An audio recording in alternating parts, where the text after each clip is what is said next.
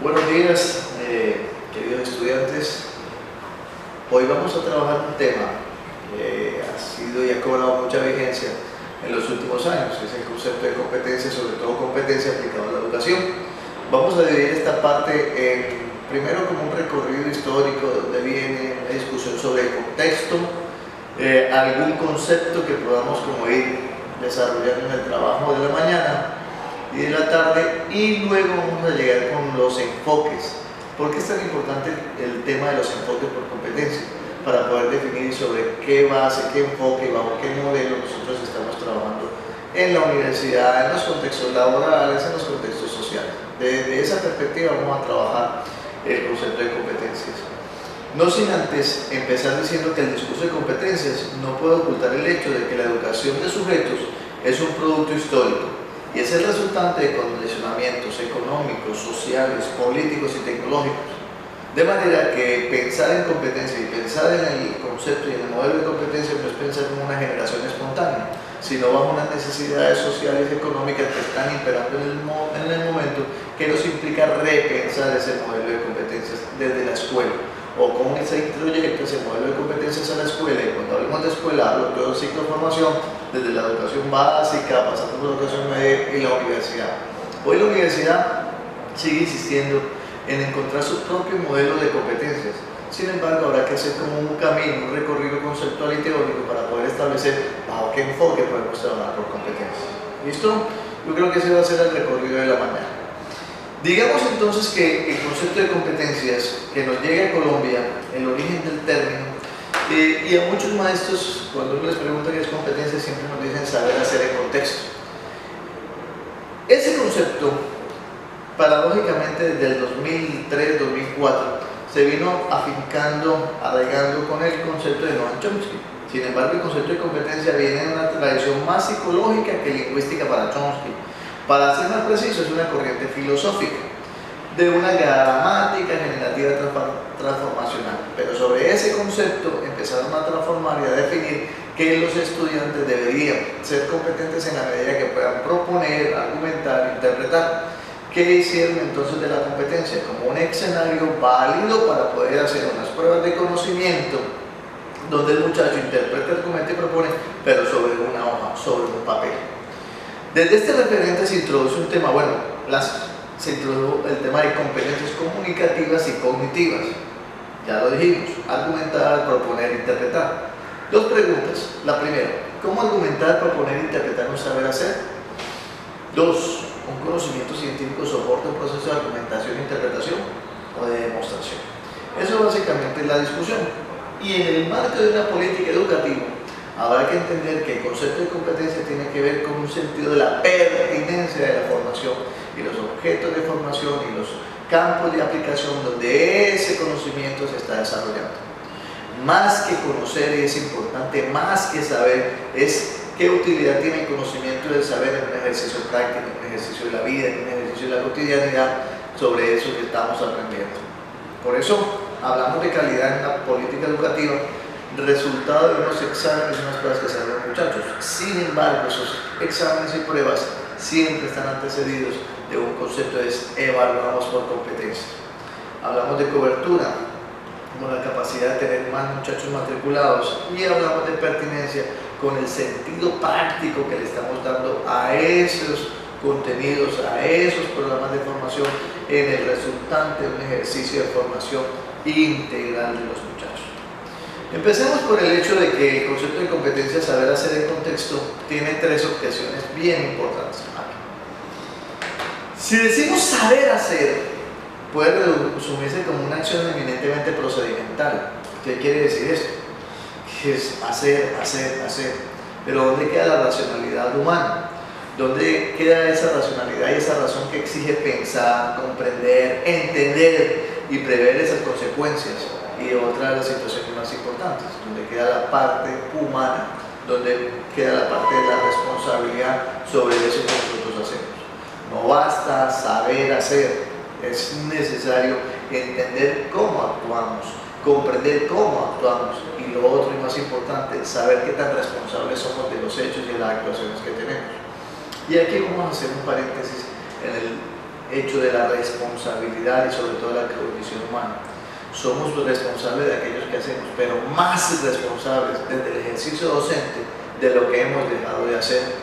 ¿Qué quiere decir esto? Muchos de los profesores, muchos docentes, muchos maestros saben cuáles son las teorías de aprendizaje actuales, han estudiado licenciatura, han estudiado maestría, han estudiado especialización, sin embargo su práctica pedagógica no varía, no cambia, sigue inmodificable, entendiendo que muchas de las razones que sustentan sus prácticas definitivamente no son coherentes con la realidad vigente, la realidad actual. Saben mucho de pedagogía, saben mucho de teorías de aprendizaje, pero el hecho es cómo se aplican esas teorías de aprendizaje en el desarrollo de la clase. Entonces ya dijimos que no solamente basta saber hacer, sino también entender y comprender lo que se hace y asumir de manera responsable aquello que estamos haciendo. La segunda es el contexto. De hecho, cuando alguien realiza algo, siempre lo hace en un contexto. Uno es competente cuando lo demuestra que tanto hace, demuestra que tanto sabe. Por eso el ejercicio de las competencias está más cercano a un concepto de competencia, está más cercano a la evaluación de las evidencias y el desempeño del sujeto. Cómo se desempeña, cuáles son los criterios para evaluar ese desempeño. Por eso no es del todo inimaginable que todo el desarrollo de una competencia exige de un contexto donde se puede aplicar. Ahorita hablamos de los tipos de contexto que podemos excedificar en el desarrollo de la actividad. Y tercero, si nosotros hablamos de un conjunto de acciones, ¿qué es lo más importante? ¿Dónde quedan las relaciones humanas e interpersonales? En una discusión con unos empresarios sobre el modelo de competencias, sobre la estructura del desarrollo de competencias, nos decían que era muy importante la parte humana, demasiado importante, y nos hacían un ejemplo, nos citaron un ejemplo en el que un muchacho recién salido de la universidad le pueden poner una máquina que vale 200, 300 millones de pesos a funcionar, y que para eso tendrá alguien al lado que lo vaya entrenando, capacitando en el desarrollo del ejercicio de las actividades frente a la manipulación y operación de la máquina. Sin embargo, la parte humana de aceptar, recibir los consejos, recibir la capacitación, la interacción con nosotros, que de eso se trata el ejercicio de la formación humana. No solamente se trata de que aprenda a hacer algo, de saber algo, sino que desarrolle ciertas competencias y habilidades para la formación humana en términos del trabajo en equipo, la solidaridad, la correspondencia, la congruencia y su formación integral, que es muy importante en el día de hoy. En este orden de ideas, entonces, vamos a decir que un contexto es la cotidianidad, o sea, es como la capacidad general construida desde la realidad frente a lo que vamos a hacer. Primer concepto de contexto, entonces, es lo cotidiano. ¿Cómo hacer la realidad cotidiana un objeto de conocimiento, un objeto de estudio dentro de los ámbitos de formación? Empezando por ejemplificar la realidad donde se va a trabajar, empezando por ejemplificar el contexto donde nosotros estamos. Dos, ese contexto también es un escenario de simulación para entender y resolver problemas. Y el concepto de resolver problemas implica una didáctica diferente a la forma tradicional de dictar la clase. Cuando hablamos de competencias no hablamos de dictar clase, hablamos de desarrollar un proceso de pensamiento, unas acciones, unas emociones frente a la construcción de un conocimiento colectivo. Diciendo también, y aquí también vale la pena hacer otro paréntesis, que uno no enseña competencias, el maestro no enseña competencias, promueve los escenarios, los espacios para que los alumnos, los estudiantes, los aprendices, de cualquier dimensión y categoría que se le quiera dar, desarrollen sus propias competencias. Entonces, ese es otro hecho importante que tenemos que empezar a replantear. No enseño competencias, busco el desarrollo de las competencias del otro en función de toda la potencialidad y el desarrollo de su capacidad para.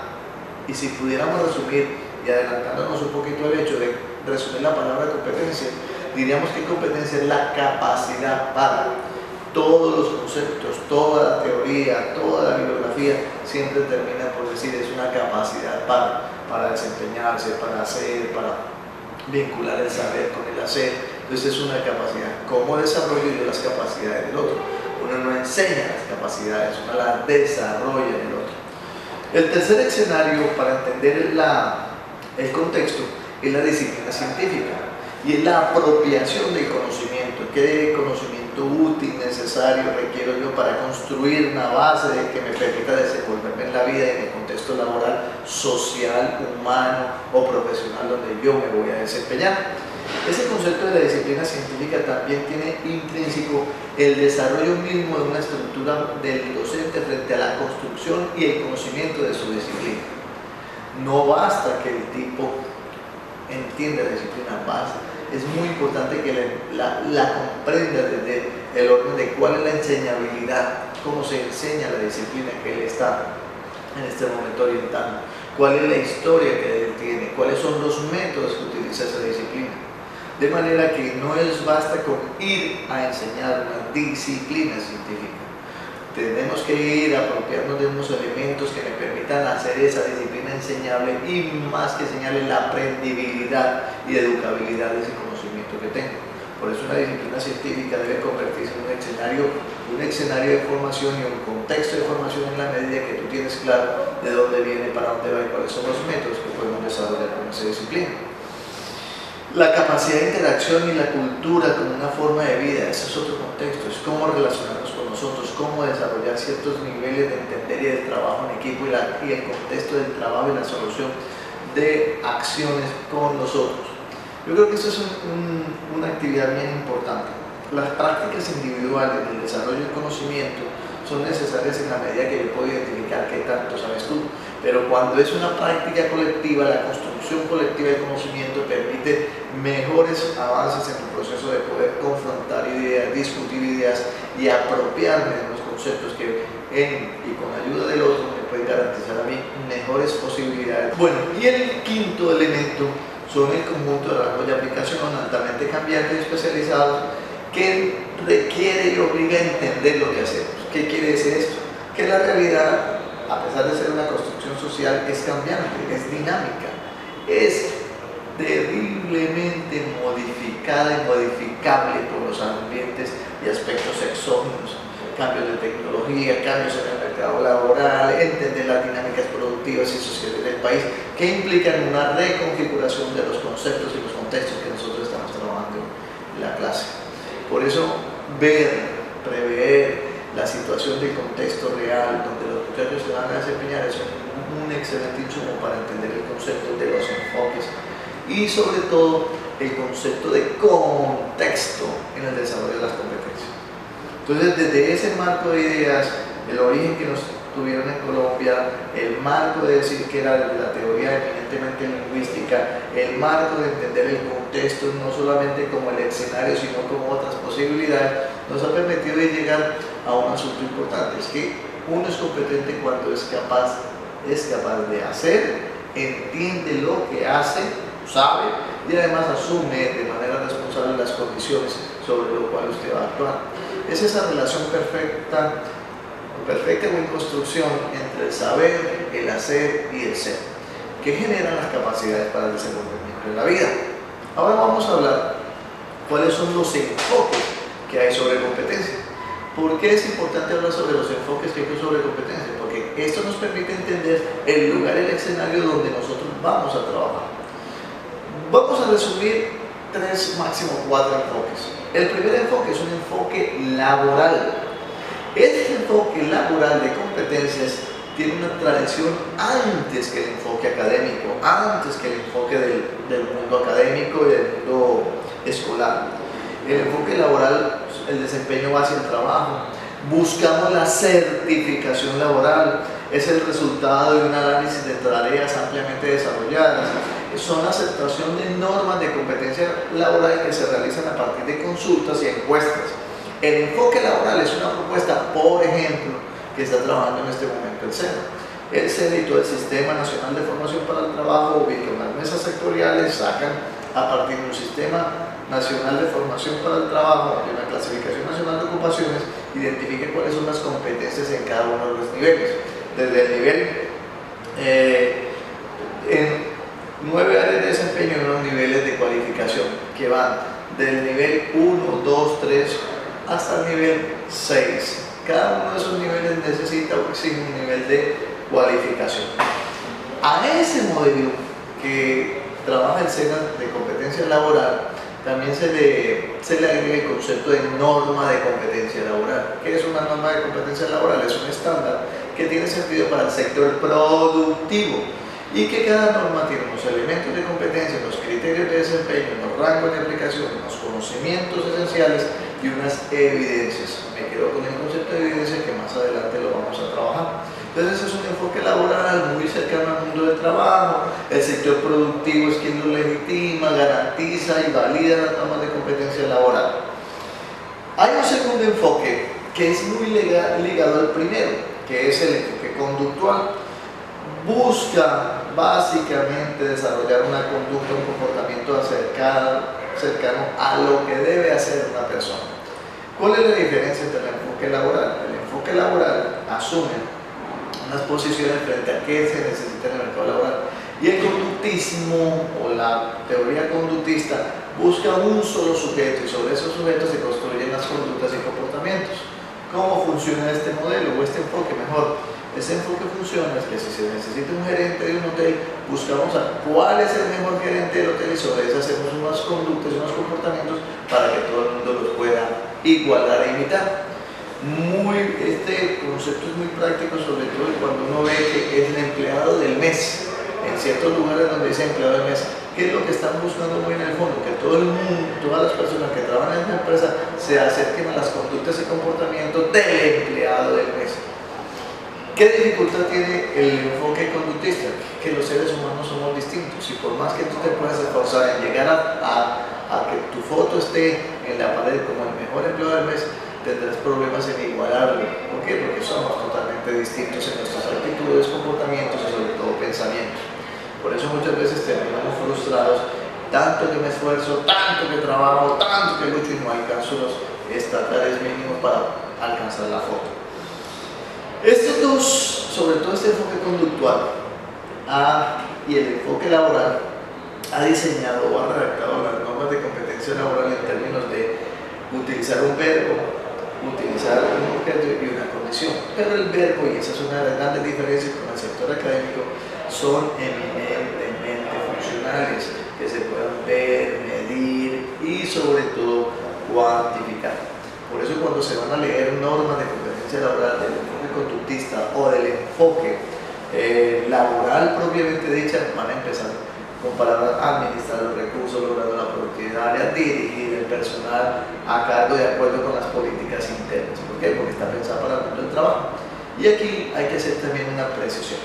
Esas normas que se redactan desde el mundo laboral también exigen o son empleadas para la certificación laboral. ¿Qué es la certificación?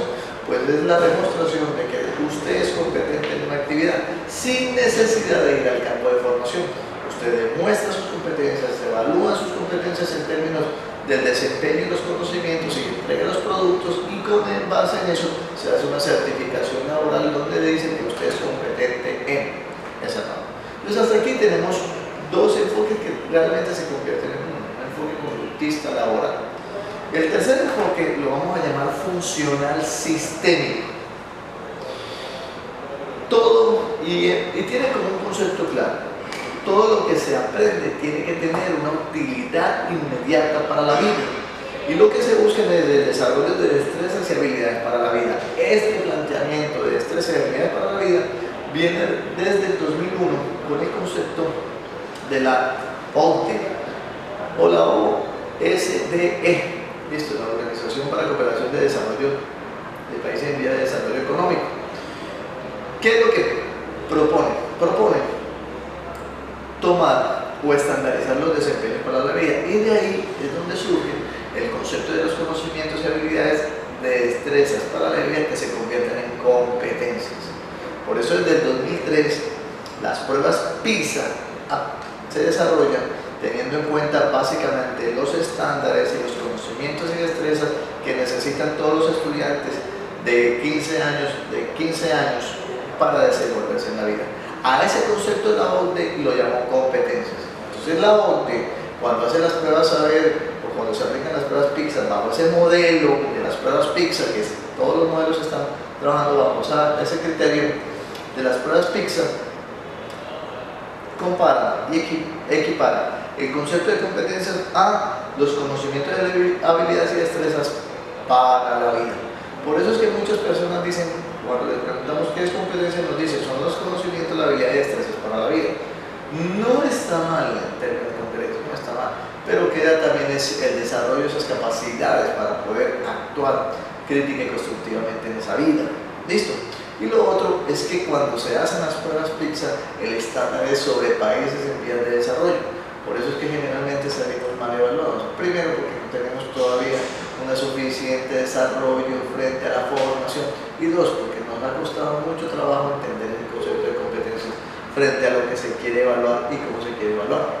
Y aquí hay un elemento importante en la evaluación. Los estándares de evaluación o las competencias de evaluación tienen que empezar a trabajarse desde la base, o sea, qué es lo que estoy formando, cómo lo estoy formando para que podamos responder a una prueba, o mejor, ¿será que estamos preparando solo los muchachos para la vida o para la prueba? Si los preparamos para la vida, vale, pero si los preparamos para la prueba, el ejercicio de responder al examen que me interesa, ¿qué resultados tiene usted? Más nada. Entonces hay una discusión frente al enfoque funcional. Teniendo en cuenta este enfoque funcional, también obedece a cierta práctica que se está desarrollando en unas competencias laborales, funciones productivas, cercano al modelo anterior, funcionalismo. ¿Cuáles son las categorías de un enfoque de competencias laboral y sistémico? Recordando que cuando hablamos del enfoque laboral y sistémico funcional, sistémico funcional, estamos trabajando unas categorías para el desarrollo de habilidades, destrezas y conocimientos para la vida, con tres categorías claras. La primera es la más importante, que los muchachos sean capaces de usar herramientas de manera interactiva, que utilicen el lenguaje y la tecnología. Dos, interactuar en grupo. Tres, tomar decisiones. Porque este comportamiento global, si necesario estandarizarlo en el mundo, va a hacer que desaparezcan, por ejemplo, condiciones que nos dificulten la integración como la raza, la religión, el género. Y vamos a crear un concepto de una ciudadanía que no tiene fronteras. Por eso es que se hacen este tipo de pruebas para el lenguaje, la tecnología, el desarrollo de las competencias ciudadanas y el desarrollo de las habilidades para el manejo administrativo. Sin embargo, hay un presupuesto que no hemos podido entender. Si la OCDE desde el 2003 está desarrollando estas pruebas para la comunidad global, la ciudadanía que no tiene fronteras, para desaparecer las condiciones de raza, religión y género que nos están separando tanto, que está pasando con la realidad. Acabamos de ver los problemas que ha tenido Francia, vemos todos los problemas de inmigración que tiene el norte de África hacia Europa. ¿Qué está pasando con la condición de religión? ¿Qué está pasando con la condición de raza? ¿Y qué está pasando con la condición de género? No hace poco, en una discoteca en Estados Unidos, un loco demente fue y mató un montón de personas que no consideraba la condición de género, la condición de otras personas como admisible para un concepto religioso extremadamente ortodoxo. ¿Somos más globales? ¿Somos una ciudadanía más global? Esa es la pregunta que queda en el ambiente, y por eso las pruebas PISA, a pesar de que es un estándar internacional, a pesar de que siguen desarrollándose todavía, hay mucho que aprender y mucho que desarrollar para poder entender o llegar a unos niveles óptimos y mínimos. Lo otro es que los resultados en Colombia no han sido realmente buenos. El tercer enfoque, y el que nos interesa en la educación, es entender el enfoque de competencias desde una postura socioconstructivista. ¿Qué quiere decir eso? Primero, la tendencia es reconocer el papel del sujeto en la construcción de conocimientos. Esa es una postura que no es nueva, pero sí es muy novedosa en la perspectiva de insertar el modelo de competencias en una condición de que es el sujeto el que propone y desarrolla su conocimiento. Dos, el aprendizaje es un elemento situado, se aprende en el contexto y para el contexto. Y tres, la graduación, los niveles de desarrollo de competencia que se tienen que ir estableciendo en el marco del trabajo. Desde esta perspectiva aparecen dos tensiones importantes. Entonces, ya vimos los tres enfoques, ¿cierto? Ahora tenemos una tensión. La primera es, tenemos un conocimiento actuado, abstracto, universal e idealizador que conforma el currículo, la parte de conocimientos en un proceso de formación universitaria. Pero también necesitamos un conocimiento actuado, situado, que sea capaz de entender y actuar sobre ese concepto. Cómo la teoría y la práctica empiezan a generar una tensión que me permite entender que los dos son necesarios para el desarrollo de competencias. ¿Qué quiere decir esto en la práctica cotidiana? Que más que poseer conocimiento, más que aprenderme de memoria la teoría y los conceptos, más que escuchar al profesor hablar sobre todas las teorías, es qué puedo hacer, cómo ese saber lo puedo utilizar de manera adecuada y flexible en múltiples situaciones que se me van a presentar en la vida. Recordando que la vida, recordando que la realidad desborda muchas veces los conceptos teóricos. Ojalá tuviéramos un manual que me permitiera entender la realidad cotidiana, pero no lo tenemos, por eso lo tenemos que construir. Por eso la tensión entre un conocimiento teórico y un conocimiento actuado es lo importante y lo que me va a permitir a mí establecer unos criterios nuevos en la formación. Por eso la perspectiva de la didáctica en los ambientes escolares, en la escuela, en la formación, tiene que cambiar. Ya necesitamos trascender el concepto del enciclopédico, del saber, del llenar al muchacho de conocimiento, más por el desarrollo de ese conocimiento en acciones eminentemente prácticas. Es encontrar el sentido a la teoría, es saber para qué nos sirve lo que estamos aprendiendo en el concepto y cómo lo podemos realimentar en la cotidianidad y en el mundo que nosotros estamos viviendo. Por eso una de las propuestas que se ha rastreado en el desarrollo de cambiar esa perspectiva son unas estrategias didácticas que pueden empezar por el aprendizaje por proyectos. 2. El aprendizaje por problemas, el trabajo de casos y el aprendizaje situado. Bajo estas propuestas de desarrollo nosotros podemos ir incorporando el desarrollo de competencias. No se trata de qué tanto voy a enseñar, se trata de qué tanto va a aprender el muchacho a partir de los elementos cotidianos y del trabajo que tenemos en el desarrollo de la formación. Es ahí donde entra en juego y en el escenario que la dinámica de trabajo con los muchachos tiene que cambiar a la luz de nuevas propuestas de formación que me garanticen que él pueda aprender. Sé que aquí hay un montón de preguntas, ¿y si el otro no quiere aprender? ¿Y si los muchachos de hoy no les interesa? ¿Y si? Eso es ¿y si los muchachos no aprenden? ¿Y si no quieren aprender? ¿Y si pasa tal cosa? Son los obstáculos que tenemos que sortear para poder establecer y entender que más allá de esos obstáculos existe una propuesta por canalizar el desarrollo del aprendizaje a partir y a favor de nuevos intereses, nuevas rutinas, nuevos deseos en la formación. Ya no se trata de enseñar, de recitar, sino se trata de construir. Entonces, si la didáctica cambia, si el concepto tenemos que reevaluarlo, resignificarlo, si mi didáctica tiene que cambiar, la evaluación también tiene que modificarse. Entonces, en ese orden de ideas, el concepto, los enfoques, la didáctica, la evaluación.